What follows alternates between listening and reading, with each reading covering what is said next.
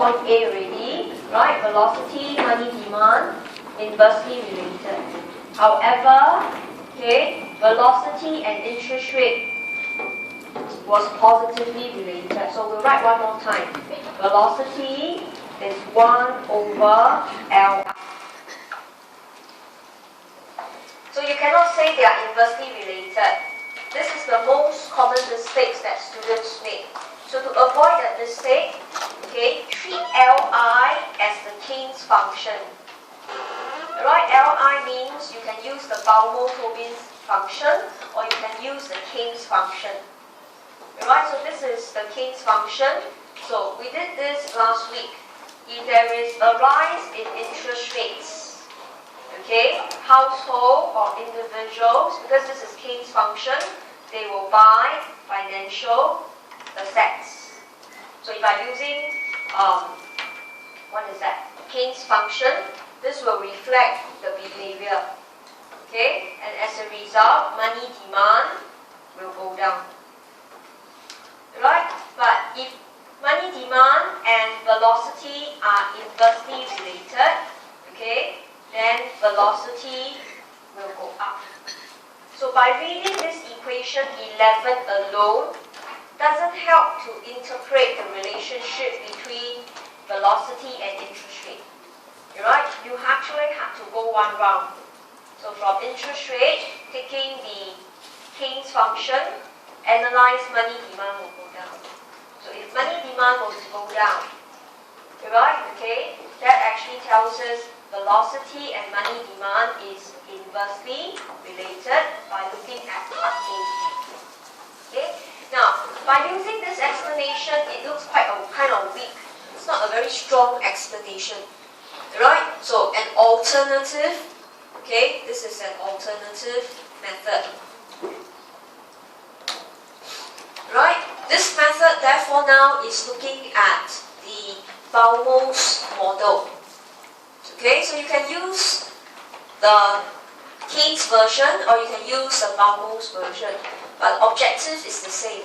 The objective is always to prove money demand and velocity are inversely related. Interest rate and velocity are positively related. Okay, alright, so remember you have this goal in mind. Your aim is to prove, right, V and MD inversely related, and to prove interest rate and velocity positively related. So this is the alternative method. So this alternative method starts from here. So you are using actually Baumol's method. So if interest rate goes up, it means the interest in the banks offering for your deposits went up.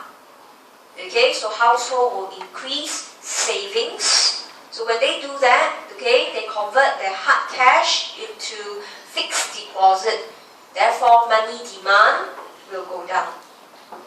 Okay, but if they convert their hard cash into banks, should I say into deposits, it's equivalent to say banks get more fundings and banks will actually, lend it to the firm. So in this case, over here, we saw S equals to I again. Right, the amount of savings can be translated as amount of investment. Okay, and from that happens, if investment goes up, GDP, which is your Y, will go up. Okay, then now from there you look at velocity. Velocity is GDP divided by your M. So you assume that your price level and your money stock is unchanged. So therefore, Y increases, the velocity increases. So this is what you see. You have proven, right, two directions. Velocity goes up, money demand goes down, which is the first part. You have also proven that interest rates and velocity shares the same positive relationship. Right? So therefore, you could see, okay, the goal of government is to aim for high V. Okay, because this is translated as GDP has gone up with your money stock unchanged. But how do we know velocity has gone up? We couldn't look at money demand because it's hard to measure money demand. And therefore, alright, for you to aim for high V is to actually observe and study the trend of interest rates. Alright, so what we covered last week was money demand. Money demand go up, money demand can be zero, but money demand alone cannot tell me the health of the economy. But I recognize that money cannot be in my hands. Money must be spent. So from there, we understand the concept of velocity. Because if money is spent, money is passed around, suggesting GDP has gone up. So this is the health of the economy. Okay, but how do we measure velocity? We have to actually measure velocity by studying the trend of interest rates.